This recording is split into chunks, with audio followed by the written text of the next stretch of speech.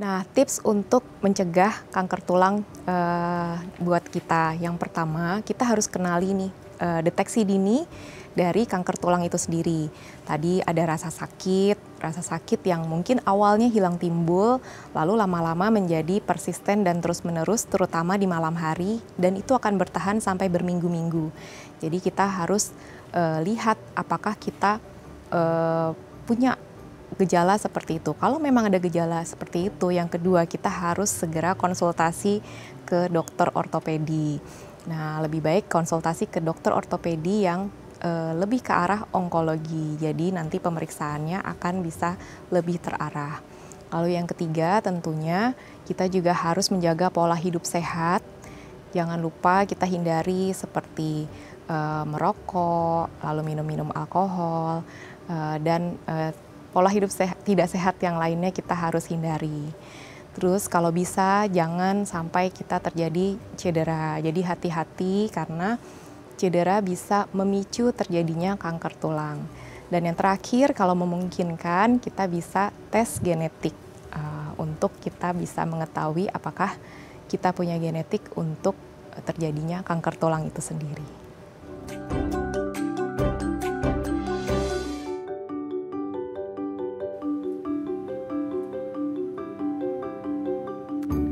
Halo pemirsa, apa kabar Anda hari ini? Senang sekali saya dan Matias dapat kembali menemani Anda dalam sebuah program talk show inspiratif. Ini dia Bincang Sehati. Pemirsa, kalau kita ngomongin satu penyakit ini pasti banyak yang jadi momok ya. Orang tuh takut banget sama namanya penyakit kanker. Nah, masalahnya kanker itu bisa terjadi di mana sih? Di mana aja gitu ya. Mungkin Anda sering mendengar istilah kanker inilah, kanker itulah dan lain sebagainya. Nah, yang mau kita bahas hari ini itu sangat penting karena apa? Karena kita bisa berdiri, ini bisa menopang tubuh kita gitu ya. Kalau nggak ada ini kayaknya kita nggak bisa berdiri jadi melewat gitu ya. Nah, ini namanya tulang. Nah, kanker tulang ini kondisi yang seperti apa sih gitu ya, kan biasanya kalau kita ngomong kanker itu ada kayak kayak manifestasi klinisnya itu kan kayak benjolan. Apakah memang ada benjolan di tulang kita? Nah, penyebabnya apa? Gejalanya seperti apa? Pemeriksaannya gimana dan gimana cara mengatasinya adalah topik yang akan kita bahas hari ini. Tapi sebelum bahas itu kita mau bahas terlebih dahulu ya beberapa mitos atau fakta seputar tulang. Nah, untuk membahasnya telah hadir bersama kami di studio Bincang Sehati ada Dr. Anita Kurniawati SPOT, dokter spesialis ortopedi dan traumatologi dari Rumah Sakit Mitra Keluarga Kalideres. Selamat pagi Dokter Anita, apa kabar Dok? Selamat pagi, kabar baik. Sehat ya Dok ya. Dok, hari ini tuh pembahasan kita kayaknya agak seru ya Dok ya. Tulang yang dimana terjadi kanker gitu ya. Kankernya aja udah serem gitu ya. Terus terjadi di tulang yang notabene untuk menopang tubuh kita gitu ya. Bayangkan pemirsa kalau akhirnya ada kanker di tulang kita, itu kan sangat berbahaya. Nanti kita bahas lebih mendalam, kita bahas mitos faktanya dulu ya Dok ya. Yang pertama seputar tulang adalah osteoporosis hanya terjadi pada lansia. Ini tuh saya jadi ingat banget untuk generasi 90-an. Itu tuh ada sebuah iklan di televisi ya dulu ya, nggak tahu sekarang gitu ya. Itu tuh mengindikasikan bahwa ada seorang ibu-ibu sudah tua gitu ya yang terkena osteoporosis. Jadi akhirnya di mindset kita, terutama saya gitu ya, osteoporosis itu hanya terjadi pada orang-orang sudah lanjut usia. Let's say mungkin kayak 60 ke atas atau 65 ke atas ya, karena usia lansia seperti itu. Apakah benar bahwa osteoporosis hanya terjadi pada lansia atau nggak betul? Kalau orang muda juga, bahkan yang mungkin di usia dewasa produktif juga bisa mengalami osteoporosis, Dok? Jawabannya ini mitos. Berarti nggak hanya lansia dong atau gimana? Nggak hanya lansia, jadi osteoporosis itu bisa terjadi dari bahkan anak-anak. What? Betul, karena mungkin ada kelainan dari pembentukan tulang yang membuat kepadatan massa tulangnya itu berkurang dari usia dini. Terus bisa juga di dewasa muda, terutama kalau misalnya ada orang yang kecelakaan, dia cedera. Biasanya orang yang dengan cedera itu dia nggak akan banyak mobilisasi. Nah, kalau orang nggak mobilisasi atau kurang mobilisasi itu bisa bikin yang namanya disuse osteoporosis. Jadi kepadatan massa tulang kita itu mulai menurun. Tapi memang pada umumnya osteoporosis itu mulai terjadi di usia-usia yang lansia. Gitu. Oke, berarti dalam artian kalau kita ngomongin dari sisi lansianya dulu ya dok ya, karena mungkin ada faktor genetik karena ya bawaan lahir atau karena trauma kecelakaan dan lain sebagainya. Nah kalau dari lansia itu sendiri, berarti pengaruh dari kayak proses aging, degeneratif yang mungkin pemirsa rasakan di rumah yang sudah mulai masuk usia lanjut, kok densitas tulangnya, kepadatan tulangnya agak nurun ya dok ya, itu kayak sesuatu yang alami atau apa ya? Pasti wajar terjadi pada lansia atau enggak juga? Kita juga nggak bisa mukul rata bahwa sama-sama lansia usia 65 bakal terjadi osteoporosis gitu. Pasti akan terjadi sih. Itu karena satu proses degeneratif alami yang akan dialami sama semua orang. Itu karena memang pada secara alaminya manusia itu dia akan mencapai peaknya kepadatan massa tulang itu di usia 20-30 tahun. Setelah itu dia akan menurun pelan-pelan, terutama pada wanita setelah menopause, kepadatan massa tulangnya akan turunnya drastis kurvanya. Oke. Wah, ini juga harus dicerna baik-baik ya. Tapi kalau kayak lansia itu, kebetulan tadi kan saya sudah mention dok, bahwa ada kayak di iklan itu lansia dan perempuan. Apakah memang perempuan juga lebih berisiko tinggi mengalami osteoporosis? Nah itu sih kelebihannya sebagai wanita nih. Gimana dok? Maksudnya itu bahwa sebelum masa menopause si perempuan ini lebih oke tulangnya, setelah menopause mereka lebih rentan atau gimana? Jadi memang kurvanya itu dia akan naik sampai peak pada usia 30 tahunan. Setelah itu dia akan menurun. Nah memang sih kurvanya itu pada wanita dia akan berada di bawah dari pria sebenarnya. Tapi pada saat usia menopause, kurvanya pada wanita itu turunnya tajam. Jadi kenapa osteoporosis itu lebih sering dikeluhkan atau terjadi pada gender yang perempuan. Oke. Tapi bukan berarti yang laki-laki juga jumawa ya. Namun kayak ini rentan terjadi pada wanita, tapi yang pria juga harus tetap waspada ya. Oke, kita lanjut yang kedua ya dok ya. Oke. Nah ini juga nih, minum susu berkalsium biar tulang kita kuat. Nah apakah jadi satu-satunya indikator? Soalnya gini dok, kan banyak banget ya, nggak ngerti ya. Kita itu kadang-kadang termakan dengan artikel atau pendapat siapapun itu gitu ya, yang akhirnya nyantol nih di pikiran kita. Ya udah kalau mau tulangnya kuat sesimpel minum susu berkalsium aja gitu. Yang lain-lain sih skip dulu deh. Yang gampang kan cuma minum berapa detik selesai kan gitu ya. Betul nggak sih kalau akhirnya minum susu berkalsium tuh bisa menjamin tulang kita kuat? Berarti ini mungkin 50-50 50-50. Gimana dok? Memang kalsium itu salah satu komponen penting yang diperlukan untuk kita bentuk tulang kita jadi kuat. Oke. Ya, jadi memang kalau dibilang susu berkalsium bagus nggak sih buat kepadatan tulang? Memang baik karena memang tulang kita itu butuh kalsium sebagai salah satu komponen untuk dia membantu memelihara kesehatan dan kepadatan tulang. Tapi bukan serta-merta hanya kalsium saja. Ada komponen lainnya nih, misalnya mineral-mineral lain seperti magnesium, fosfor, zinc. Jangan lupa ada juga kita butuh vitamin D, vitamin K. Itu kita juga butuh dalam metabolisme dari mineral itu supaya bisa masuk ke tulang. Kalau kayak kan mungkin banyak orang yang nggak paham ya dok. Sekarang tuh kayak, yang penting minum susu gitu ya. Padahal kan mungkin beda ya, maksudnya ingredients, bahan-bahan dari susu yang dimaksud adalah yang berkalsium. Karena kan sekarang mungkin banyak ya susu-susu yang dia flavornya itu banyak banget, yang dimana mungkin itu lebih ke minuman gula rasa susu gitu ya. Manis banget kan gitu ya, apalagi ditambah dengan ya itu rasa-rasa itu gimana dok? Itu malah justru nggak bagus nggak sih atau gimana? Iya betul, jadi itu harus hati-hati ya karena nggak semua susu itu dia punya kandungan kalsiumnya yang bagus, yang sesuai. Pada prinsipnya kita itu sebagai manusia kurang lebih butuhnya 1000 sampai 1200 mg kalsium per harinya. Jadi kita harus memenuhi kebutuhan itu supaya kita jangan sampai kepadatan massa tulangnya berkurang. Salah satunya kan kita sudah dapat nih dari makanan kita sehari-hari nih sebenarnya. Tapi kalau memang makannya kurang mungkin kita butuh suplementasi. Ya. Salah satunya kita dapat dari susu. Tapi perlu diperhatikan juga kalau misalnya kita punya intoleransi laktosa atau alergi susu sapi, itu harus hati-hati. Jadi harus tahu ya kita itu intoleransi sama laktosa atau enggak ya. Betul. Kalau berarti kalau agak bermasalah sama laktosa ya harus yang free laktos ya dok ya, yang bebas laktosa ya. Betul. Supaya enggak muncrat-muncrat. Betul. Ya. Oke dok, kita lanjut yang ketiga ya. Sering membawa tas berat katanya bisa menyebabkan skoliosis. Kayaknya kalau anak-anak zaman sekarang kan lebih banyak orang yang pakai gawai ya. Kecuali kalau untuk zaman kita kecil generasi 90-an tuh tasnya kayaknya isinya buku seminggu gitu ya. Atau mungkin orang-orang yang suka hiking, hikers gitu ya.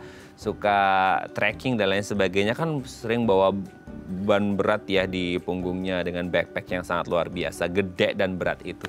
Nah itu kalau untuk mereka yang aktif melakukan itu bisa jadi masalah nggak sih skoliosis dok? Ini sebenarnya mitos ya. Karena sebenarnya skoliosis itu sendiri kan kita tuh penyebabnya belum diketahui secara pasti, idiopatik. Tapi yang paling memegang peranan utama itu sebenarnya ada faktor genetik di dalamnya. Jadi kalau misalnya punya bapak ibu atau saudara yang punya skoliosis, kemungkinan itu akan kena skoliosis juga. Kedua gender, jadi gender perempuan itu lebih sering nih kena skoliosis daripada laki-laki gitu. Dan skoliosis itu kelihatannya di usia-usia memasuki masa usia pubertas.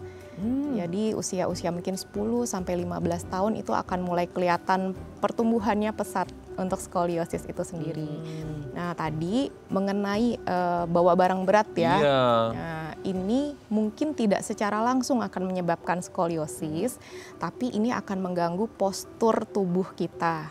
Jadi kalau kita terlalu sering kita nih bawa barang berat, apalagi kalau cuma sebelah aja ya, kanan aja atau kiri aja, itu pasti kan lama-kelamaan postur tubuh kita akan terganggu nih. Kalau postur tubuh terganggu, lama-lama akan terjadi perubahan bentuk juga yang mungkin bisa memicu atau memperparah skoliosisnya.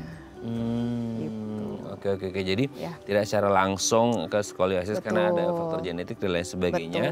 Tapi kalau bisa ya jangan sering berat apalagi sebelah ya. Karena bisa mengganggu postur dan nanti mungkin bukan skoliosis malah justru ke nyeri punggung atau yang lainnya gitu ya dok ya. Awalnya pasti akan nyeri otot dulu. Nah, itu ya nyeri otot ya. Oke, kita lanjut yang keempat dok. Gangguan di tulang belakang katanya bisa memicu kelumpuhan. Widih, serem banget dok ya. Gangguan di tulang belakang terus tiba-tiba lumpuh. Wah, lumpuh berarti seumur hidup. Ada nggak hubungan antara kelumpuhan dan gangguan di tulang belakang? Nah ini jawabannya mitos dan fakta nih. Oh, 50-50 lagi. Nah kenapa nih dok? Karena gangguan tulang belakang itu kan banyak banget ya. Dari yang kelainan kongenital atau kelainan bawaan. Ada yang infeksi, terus ada juga cedera di tulang belakangnya, bahkan sampai tumor itu juga ada di tulang belakang. Nah, permasalahannya gangguan tulang belakang ini apakah sudah mengiritasi dari saraf yang ada di dekat tulang belakang itu sendiri. Selama belum ada iritasi atau gangguan ke saraf yang ada di dekat tulang belakang, itu nggak akan bisa memicu kelumpuhan. Misalnya seperti skoliosis atau mungkin ada kelainan bentuk ya, jadi ada yang membungkuk yang kita bilang dengan kifosis. Kalau hanya seperti itu nggak akan memicu untuk terjadinya kelumpuhan. Tapi kalau misalnya sudah sampai kena ke saraf, itu yang akan bisa memicu kelumpuhan. Kalau gini dok, kan ada yang sering bilang kayak, kalau semisal ya ini karena faktor trauma sih dok, kayak orang naik motor terus jatuh duduk pas di tulang ekornya gitu tuh, itu katanya bisa jalar ke tulang belakang persarapannya karena daerahnya lumpuh, itu betul nggak sih? Betul kalau kena ke persarafannya. Jadi biasa kalau kita jatuh kan yang kita takutkan itu ada patah atau mungkin ada pergeseran dari struktur tulang belakangnya dan itu akan mempengaruhi atau mengiritasi saraf yang ada, saraf besar ya yang ada di tulang belakang. Nah kalau sudah sampai kena ke situ itu bisa terjadi kelumpuhan. Aduh, hati-hati lah ya kalau berkendara ya. Oke dok, kita lanjut yang terakhir ya. Sinar matahari pagi baik untuk kesehatan tulang. Wah ini kan lumayan santer kemarin waktu COVID ya dok. Saya banyak banget opini tentang ya ini harus jam segini, harus jam segitu, bisa minum ini vitamin untuk D-nya gitu, banyak deh gitu. Nah, tapi secara umum aja, secara universal, sinar matahari ini bagus nggak sih untuk kesehatan tulang kita? Ya, fakta dong pasti. Nah faktanya kita akan support dengan di waktu-waktu kapan? Sinar matahari pagi kurang lebih itu paling baiknya tuh di jam 9-an ya, Jam kurang 9. lebih. Betul. Jadi sinar matahari pagi itu bisa membantu mengaktifkan vitamin D yang kita dapat dari makanan kita sehari-hari atau suplementasi. Oke. Itu akan diaktifkan sama sinar matahari dan itu akan membantu penyerapan mineral tadi ke dalam tulang kita. Jadi itu kenapa bagus. Berarti kayak kita tetap harus kayak konsumsi vitamin D-nya nggak sih untuk mengaktifasi itu, atau bisa langsung dapat dari sinar matahari? Kalau misalnya makanan kita sehari-hari sudah cukup, itu sebenarnya tidak perlu suplementasi. Tapi kalau misalnya satu, asupan makanan kita kurang, dua, vitamin D-nya yang didapat dari sinar matahari itu juga kita jarang berjemur, kita maksudnya jarang terpapar sinar matahari, itu kita akan butuh suplementasi. Oke, kalau kemarin kayak apa, selama COVID itu kan kita butuh yang berapa ayu gitu-gitu doang gitu, kayak sampai yang mau cari yang 10.000 ayu kayaknya nggak ada di Indo gitu ya. Itu tuh harus sebanyak itu nggak sih?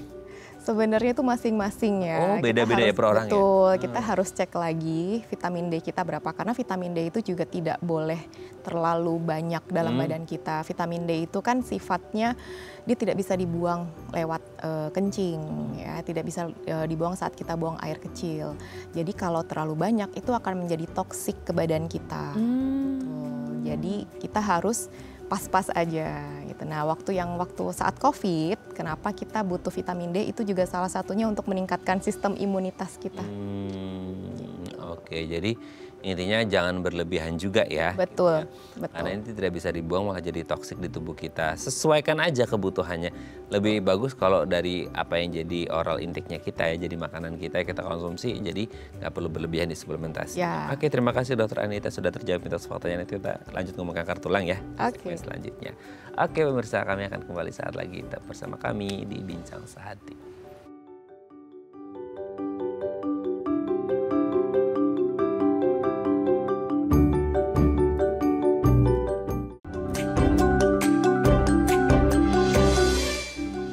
Baik, Anda masih bersama kami di Bincang Sehati dan kita masih membahas tema kita hari ini seputar kanker tulang. Kalau Anda punya pertanyaan seputar tema kita hari ini, boleh tanya-tanya di 021-290-32644 atau DM Instagram kami di @bincangsehati.tv. Kita masih bersama dengan Dr. Anita Kurniawati SPOT, dokter spesialis ortopedi dan traumatologi dari Rumah Sakit Mitra Keluarga Kalideres. Oke dok, sebelum kita berbicara tentang kanker tulang, mungkin lebih kita flashback lagi nih pengetahuan kita seputar struktur tulang atau anatomi tulang di tubuh manusia. Boleh dijelaskan nggak sih dok, di tubuh manusia ini itu ada tulang apa aja dan fungsinya apa aja gitu?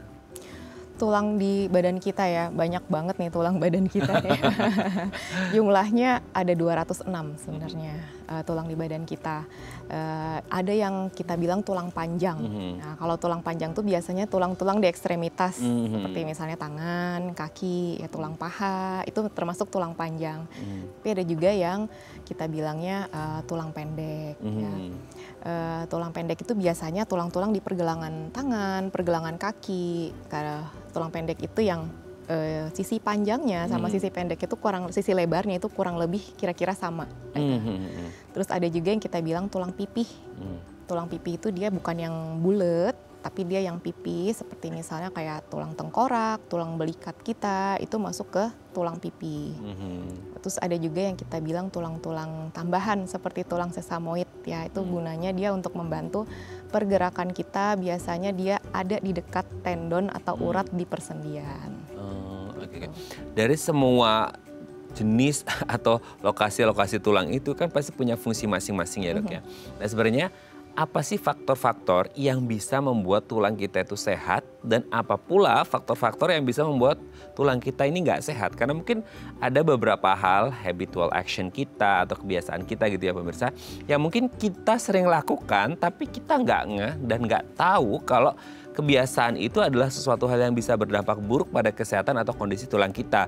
Atau ada juga nih hal-hal yang kita nggak sadari dan itu penting untuk kesehatan tulang kita nggak lakukan gitu ya. Padahal sesimpel mungkin hanya dengan stretching atau apa gitu ya, yang akhirnya berdampak besar pada kondisi atau kesehatan tulang kita gitu dok. Oke. Yang pertama mungkin kita harus jaga pola hidup sehat ya. Terutama satu, asupan kita itu harus cukup sama tadi yang sempat udah dijelaskan bahwa kita butuh komponen-komponen pembentuk tulang seperti mineral-mineral penting, kalsium, magnesium, fosfor itu penting. Lalu kita juga jangan lupa kita harus terpapar sinar matahari tadi sambil kita lakukan aktivitas fisik. Jangan lupa karena dalam aktivitas fisik itu membantu memperkuat dan memelihara kesehatan dan kepadatan tulang kita. Aktivitas fisik kan orang kepikiran gini, dok aktivitas fisik bukannya kalau kebanyakan malah nanti membuat tulang kita jadi sakit ya dok ya gitu. Justru nggak benar ya dok atau gimana? Jadi sebenarnya bukan tulang yang sakit, tapi kalau aktivitas fisik mungkin bikin overuse dari otot. Nah itu yang bikin sebenarnya sakit sebenarnya. Nah trikinya lagi di sini, aktivitas fisik itu kita harus sesuaikan sama fisik kita. Jadi kalau misalnya kita sudah ada gangguan seperti misalnya mungkin yang paling umum itu kayak pengapuran gitu ya, kita sudah ada gangguan, aktivitas fisiknya itu harus disesuaikan. Jangan terlalu berlebih dipatok, oh harus 1 jam nih kita aktivitas fisik. Jadi jangan dipatok seperti itu. Tapi masing-masing orang punya satu batasan tertentu di mana kita tetap harus aktivitas fisik tanpa menimbulkan rasa sakit. Oh, karena yang ngerti tubuh kita kan kita sendiri gitu ya dok ya. Jadi kayak, oh di fase mana sih ini bisa disebut overuse atau overtrain? Ya kita yang bisa ngerasain sendiri. Kalau tubuh kita ngerasa kayak udah nggak kuat, udah nggak kayak bebel lagi, ya udah itu berarti titik mentoknya di situ gitu ya pemirsa. Jangan gara-gara dokter Anita bilang harus ada aktivitas fisik, langsung overuse ya, dimaksimalkan, dioptimalkan. Ya bagus sih, tapi jangan sampai berlebihan karena bisa membuat tubuh kita jadi nggak sehat malahan gitu ya. Jadi malah cedera dan lain sebagainya. Nah, dengan kondisi yang bisa membuat tulang kita sehat dan tidak sehat, biasanya kalau akhirnya ada hal-hal yang membuat tulang kita nggak sehat, itu biasanya penyakit apa aja sih dok? Yang mungkin sebagai dokter tulang dok ya, itu yang berkaitan dengan kondisi tulang atau gangguan di tulang itu biasanya penyakit apa aja dok? Yang sering muncul? Yang paling sering muncul kalau ditemuin di praktek sehari-hari ya, paling sering muncul itu cedera atau trauma dan degeneratif. Itu yang paling sering sekali ditemuin di praktek sehari-hari. Oh, cedera dan degeneratif. Kalau degeneratif kayaknya udah nggak bisa dihindari ya dok. Karena mungkin itu faktor ya yang tidak bisa dibonifikasi ya. Karena bertambahnya umur itu kan semua orang pasti akan mengalami kalau dikasih umur panjang. Masalah cedera mungkin ya tadi ya, overuse tadi ya. Yang akhirnya mungkin atau mungkin orang trauma dok, kecelakaan juga bisa jadi ya. Betul, jadi kecelakaan bisa bikin mungkin patah tulang atau mungkin ada tendon atau urat atau ligamen yang robek, itu juga akan mempengaruhi fungsional kan. Oke. Nah mungkin salah satu yang jadi concernnya kita hari ini adalah kalau kondisi di tulang ini mengalami kanker. Wah ini serem banget ya dok ya. Kenapa akhirnya tulang bisa mengalami kanker dan apa penyebab dan gejalanya nanti kita bahas di segmen selanjutnya ya. Oke pemirsa, kami akan kembali saat lagi tetap bersama kami di Bincang Saat.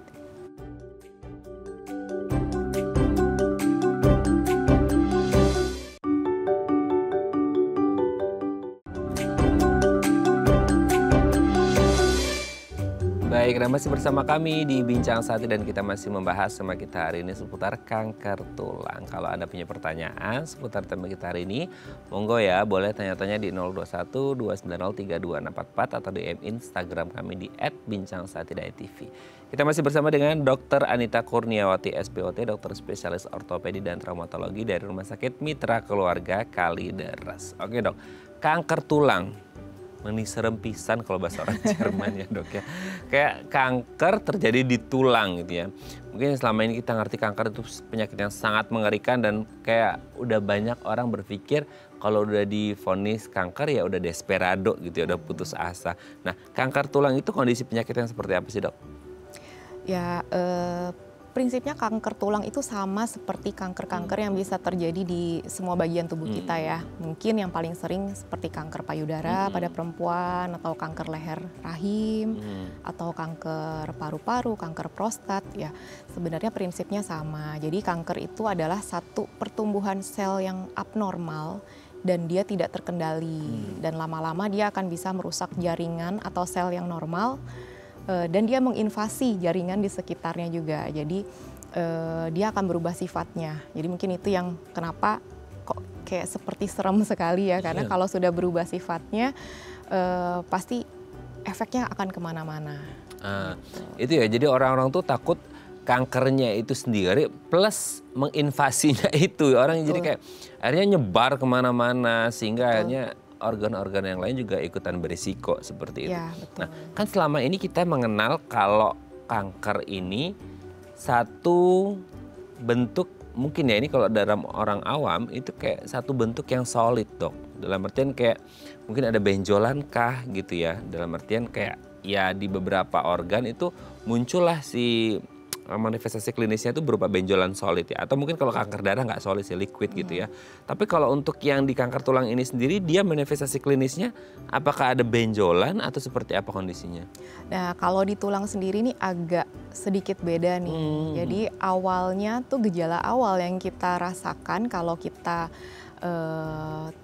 kanker tulang itu satu, nyerinya dulu. Jadi nyerinya itu bisa hilang timbul, terus tapi lama-lama dia akan makin tinggi intensitasnya dan dia akan persisten gitu selama berminggu-minggu. Jadi kita perlu kenali nih gejala awalnya dulu nih. Kalau ada rasa nyeri mungkin ya yang dirasakan terus-menerus berminggu-minggu dan makin lama intensitasnya makin hebat, nah kita harus mulai berpikir ke arah kanker tulang. Nah, pada perkembangan di stadium selanjutnya baru nanti kanker tulang itu akan menimbulkan benjolan sebenarnya atau pembengkakan dari si tulang itu. Oh, tulangnya yang bengkak? Tulangnya bisa jadi membesar gitu karena dia pertumbuhannya kan tidak terkendali. Jadi kalau kita lihat di ronsen, di X-ray-nya kalau ada kanker tulang itu kita bilangnya ada namanya periosteal reaction. Jadi sel korteks tulang tuh pinggirnya tulang itu akan rusak dan dia akan berkembang bertumbuh jadi kayak seolah-olah membesar. Seperti itu. Tapi ibarat kata kayak kalau di tubuh itu kayak bengkak atau gimana, Dok? Jadi pada normalnya tulang itu kan memang harus dirusak dan harus dibentuk. Tapi dalam satu porsi tertentu. Jadi kalau misalnya memang dirusaknya katakan 30 akan dibentuk 30 seperti itu. Jadi seperti menjaga bentuknya. Nah, tapi kalau misalnya kanker tulang, jadi dia merusak. Setelah itu dia akan pertumbuhan tidak terkendali dengan sel-sel tulang yang kurang baik atau yang rapuh. Dan itu bentuknya bisa macam-macam.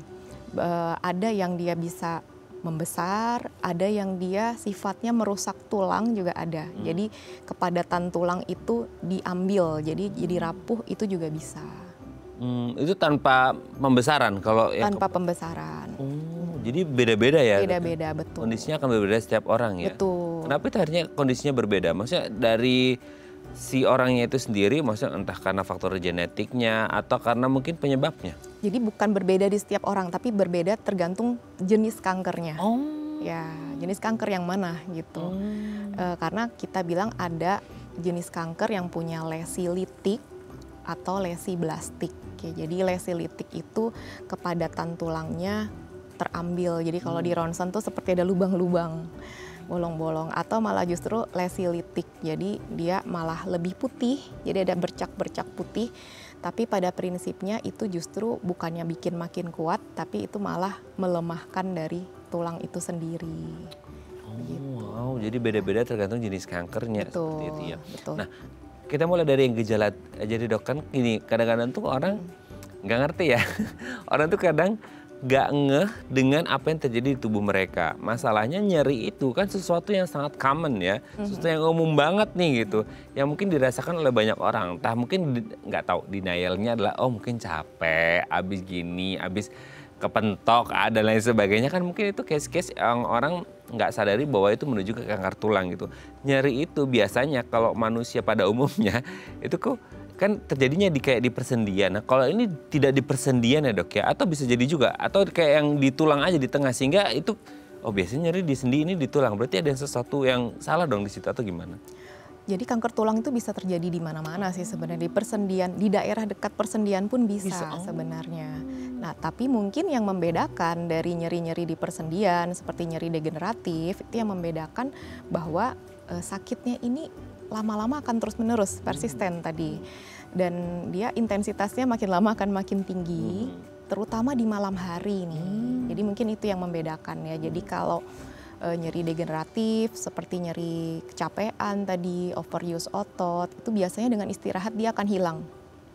Tapi kalau nyeri cancer, dia tidak akan hilang, malah justru kok makin lama nih setelah berminggu-minggu, kok malah makin sakit ya gitu, kok malah intensitasnya makin tinggi nih gitu ya. Itu kita harus berpikir lebih dari hanya sekedar degeneratif. Oke, apalagi kalau mungkin masih lumayan muda orangnya ya gitu, kayak degeneratif kayaknya masih jauh lah gitu ya. Nah tapi sebenarnya kan tadi dokter menyebutkan salah satunya mungkin terjadi di malam hari gitu ya, dan semakin progresivitasnya memburuk terus gitu. Nah orang bisa nggak sih dok, atau notice kayak, oh kalau begini ini akan timbul nyerinya, dalam artian oh pemicunya, ada nggak sih yang memicu bahwa oh ini nyerinya akan timbul ketika ini, atau kayak random aja itu nyeri akan muncul sendiri atau gimana? Nyerinya tuh sifatnya terus menerus soalnya. Tapi pada malam hari kenapa dirasakan lebih nyeri? Karena kita biasanya malam hari istirahat, jadi kita tidak terfokus ke yang lain, jadi nyeri itu akan lebih dirasakan. Nah nyerinya dirasakannya kenapa? Karena sel-sel kanker itu akan menekan jaringan-jaringan di sekitarnya. Itu kenapa dirasakan nyerinya lebih ke malam hari. Oh, karena kita lebih fokus pada istirahat dan akhirnya kerasa gitu ya. Berarti betul. Itu sifatnya kayak hilang timbul atau dia menetap yang stay, tapi sebenarnya kita nggak begitu ngerasain karena mungkin ketika siang kita terdistraksi ya sama aktivitas kita atau gimana? Betul, dan awalnya itu hilang timbul sebenarnya memang. Tapi setelah makin lama baru dia akan persisten, akan terus ada. Dan orang itu kadang-kadang gini dok, kan mungkin pain tolerance orang beda-beda ya dok ya. Karena ada yang sekuat baja, ada yang sedikit aja udah ngeluh banget kesakitan. Itu orang bisa notice itu nggak sih akhirnya kayak oh ini tuh semakin hari semakin memburuk, karena kan kadang-kadang tubuh kita ya dok ya kadang-kadang tuh kayak mencoba beradaptasi atau mengompensasi apa yang terjadi di tubuh kita. Masalahnya kan gitu tubuh kita. Nah gimana tuh dok? Harusnya bisa ya, karena ngilunya dan sakitnya itu bukan sakit yang biasa. Ya kalau misalnya pasien-pasien bilang sih katanya sakit sekali, jadi pasti akan notice bahwa ini sakitnya nggak biasa nih, pasti ada sesuatu nih yang lain gitu, pasti akan ternotis kok. Ternotis ya, betul. Sekuat-kuatnya atau saya hebat-hebatnya tupai melompat masih akan jatuh juga. Dalam artian sekuat-kuatnya kita nahan nyeri, pasti ada satu momen di mana kita akan ngerasa nyeri banget karena dia sifatnya terus memburuk ya. Karena ini sifatnya adalah kanker dan dia bisa menginvasi kemana-mana. Oke, nanti kita lanjut lagi ya di segmen selanjutnya. Oke pemirsa, kami akan kembali saat lagi kita bersama kami di Bincang Sehati.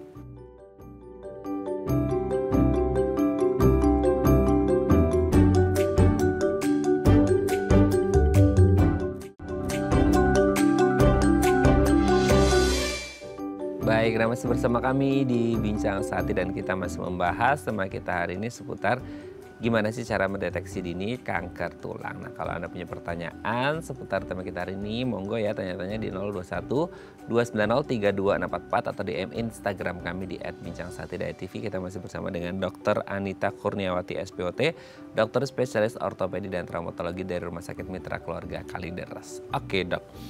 Tadi kan sempat dimention ada beberapa jenis kanker tuh dok ya, dengan kondisi-kondisi yang bisa nimbulin bolong-bolong, ada lesi-lesi putih gitu ya. Ini kan jadi berbeda-beda tergantung jenis kankernya atau penyebabnya gitu ya. Nah kalau jenis kankernya ini bisa juga nggak sih dok dari mungkin ya, dari range usia atau mungkin dari jenis kelamin gitu ya. Karena kan mungkin beda-beda ya, atau kondisi orang-orang yang kankernya ini terjadi mungkin ada hubungan dengan orang dengan obesitas, itu kan kayak tulangnya juga menopang beban yang sangat berat gitu. Nggak ngerti sih, maksudnya itu ada nggak hubungan dengan ya range usia, jenis kelamin, atau kondisi kesehatan tertentu yang mungkin orang ini punya komorbid dan akhirnya bisa berpengaruh ke tulangnya dan menyebabkan kanker.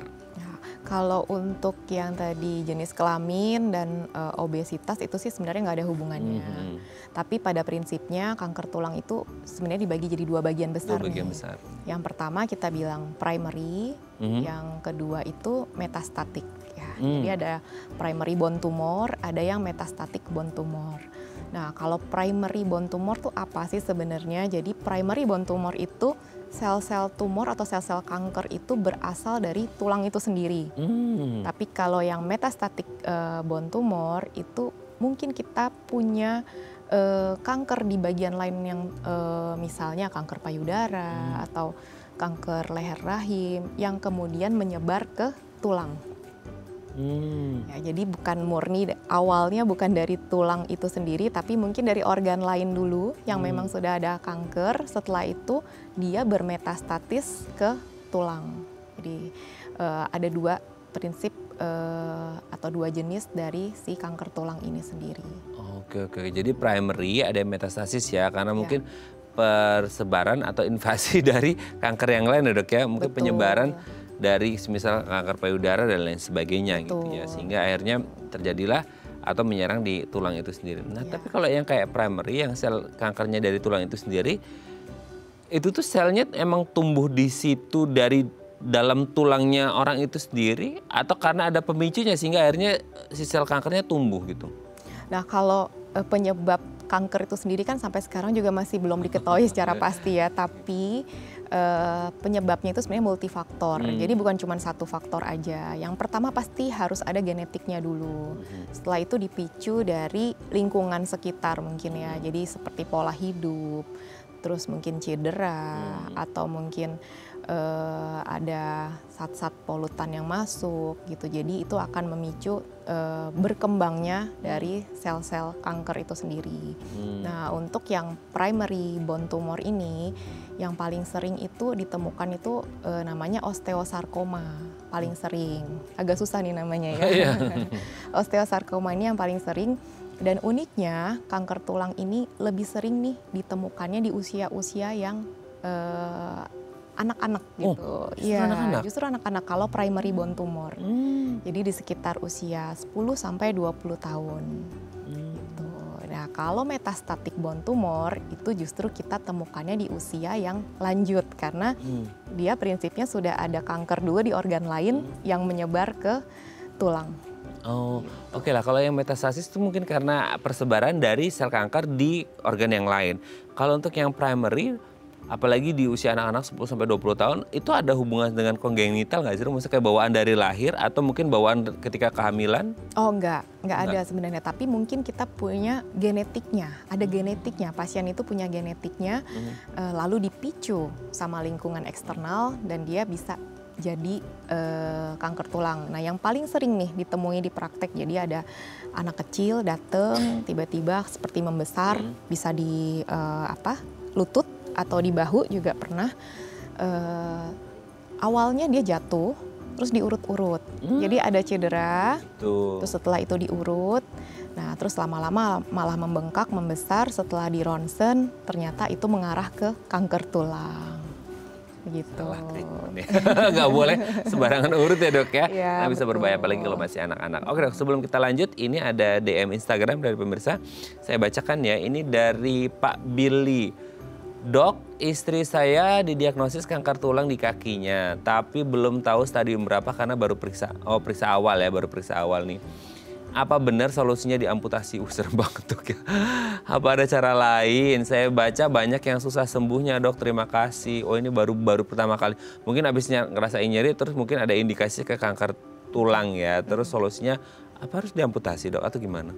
Prinsipnya pertama kita tuh harus pemeriksaan penunjang dulu ya. Jadi biasanya dari ronsen, mungkin butuh CT scan, MRI, atau mungkin nanti juga di tahap lanjut butuh PET scan atau bone scan. Apakah sudah ada penyebaran yang lain atau belum? Itu harus dicek dulu.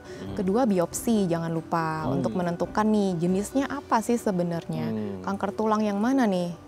Karena itu nanti akan menentukan apakah kita butuh kemoterapi, butuh radioterapi, atau tidak butuh keduanya karena ada jenis kanker yang dia kurang responsif terhadap radioterapi dan kemoterapi. Jadi biopsi pentingnya di situ untuk menentukan treatment lebih lanjut. Nah, kalau untuk masalah amputasinya itu sendiri, kita harus lihat derajatnya berapa. Prinsip dari treatment kanker tulang itu yang penting adalah white resection. Maksudnya white resection tuh jangan sampai ada satu sel pun yang tertinggal, satu sel kanker yang tertinggal. Karena kalau ada yang tertinggal itu nanti pasti akan berkembang lagi. Prinsipnya itu sebenarnya. Jadi kalau misalnya kita white resection, itu bisa ada dua sih. Ada yang limb salvage, jadi maksudnya itu kita mempertahankan dari kaki itu sendiri, atau kita amputasi, prinsipnya dua. Nah, apa sih yang menentukan? Biasanya kalau sudah kena ke saraf atau kena ke pembuluh darah, ya mungkin itu harus diamputasi. Tapi kalau masih clear, belum ada penyebaran atau belum ada perlengketan ke pembuluh darah dan ke saraf, itu kita masih bisa pertahankan dari si kaki itu sendiri. Tapi kalau sampai diamputasi itu benar-benar udah buruk banget kondisinya, kan pasti orang kan di awal-awal udah mulai ngerasa dan harusnya sebelum sampai buruk itu udah ada treatment dong atau gimana? Sayangnya nih. Sayangnya ya dok ya. Jadi tipikal orang-orang kita apa gimana? Betul, jadi kayak nggak tahu kenapa tapi kayak mungkin ditunda-tunda terus ya, ditahan-tahan. Jadi kadang-kadang datang tuh udah stadiumnya biasanya udah lanjut. Jadi kalau udah stadium lanjut, dia biasanya udah ada perlengketan ke saraf, ke pembuluh darah, dan itu dimana kita nggak mungkin misahin. Karena kalau kita mau pertahankan kaki, saraf dan pembuluh darah itu harus betul-betul clear, jangan ada satu sel kanker pun yang nempel. Karena kalau masih ada yang tersisa, dia akan berkembang lagi, jadi percuma. Gitu. Jadi harus benar-benar dikorek sampai habis gitu ya. Betul. Oke, semoga dia bisa menjawab pertanyaan Pak Billy dan semoga istrinya sehat selalu. Ini bagus ya, sudah dari awal jadi diperiksakan dan bisa penanganan lebih awal. Terima kasih sudah menghubungi Pak Billy ya. Agar nanti kita lanjut lagi ya di segmen terakhir ya. Oke pemirsa, kami akan kembali saat lagi, kita bersama kami di Bincang Sehati.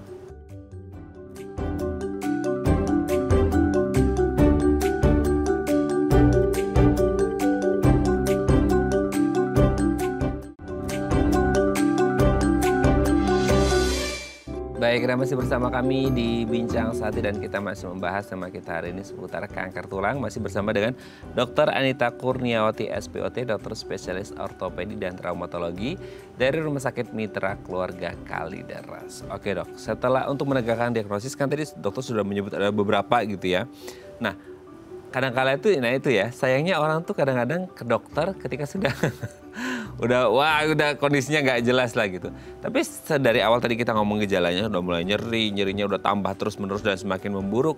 Di titik itu di awal banget ketika orang udah mulai ngerasain nyeri-nyeri itu, ketika kita periksa udah kelihatan belum sih dok? Sebelum akhirnya mungkin salah satunya itu yang dia membesar, itu kelihatan sudah ada sel kankernya pasti udah kelihatan. Sebenarnya atau harus ada biopsi dulu atau gimana? Sebenarnya sudah kelihatan tuh dari ronsen ya, mungkin ada lesi litik atau lesi blastik tadi itu yang tadi sudah disebutkan. Nah, tapi ditambah lagi pemeriksaan penunjang lain, mungkin ada cek darah. Nah, biopsi ini jadi satu keharusan sih. Jadi kita harus tahu dulu nih, sebenarnya sel kankernya nih yang mana sih, tipe yang mana. Karena itu cuma bisa dilihat dari biopsi, nggak bisa cuma dilihat dari ronsen aja. Nah, gitu. Biopsi dok, ini banyak banget orang yang memblame biopsi. Dok nanti kalau di biopsi malah menyebar gitu kan, ada banyak yang beranggapan begitu kan. Tapi nggak ngerti maksudnya kalau di tulang kan keras gitu, kalau di tempat yang lain kan biopsi diambil. Nah itu kalau untuk di tulang kan tetap ada sampelnya juga bahasnya, itu bisa terjadi penyebaran nggak? Ini mitos harusnya sih atau gimana dok? Ya, jadi sebenarnya prinsipnya yang namanya satu tumor itu memang nggak boleh diganggu. Kalau diganggu, ya mungkin dalam tanda kutip dia bisa marah gitu ya, dan dia malah akan jadi menyebar kemana-mana. Itu betul ya. Tapi di sini tujuan dari biopsi itu kan kita biar tahu ini jenis yang mana sih.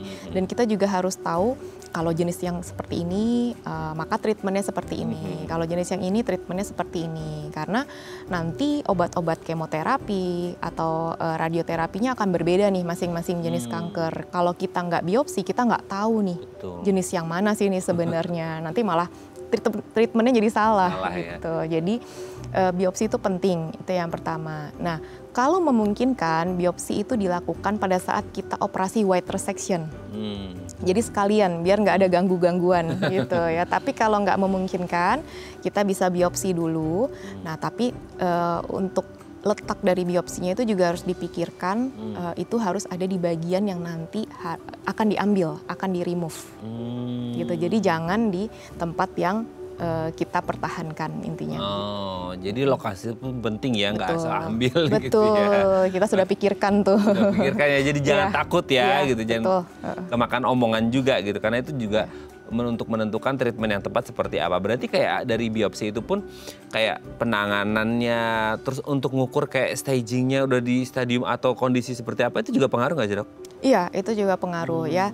Tapi mungkin kalau misalnya udah ada di stadium mana, itu juga dibantu dari mungkin pemeriksaan MRI. Mungkin ya, kalau dari MRI nanti akan kelihatan, oh ini hanya localized nih di tulangnya, atau dia sudah menyebar ke jaringan di sekitarnya. Itu akan kelihatan di MRI.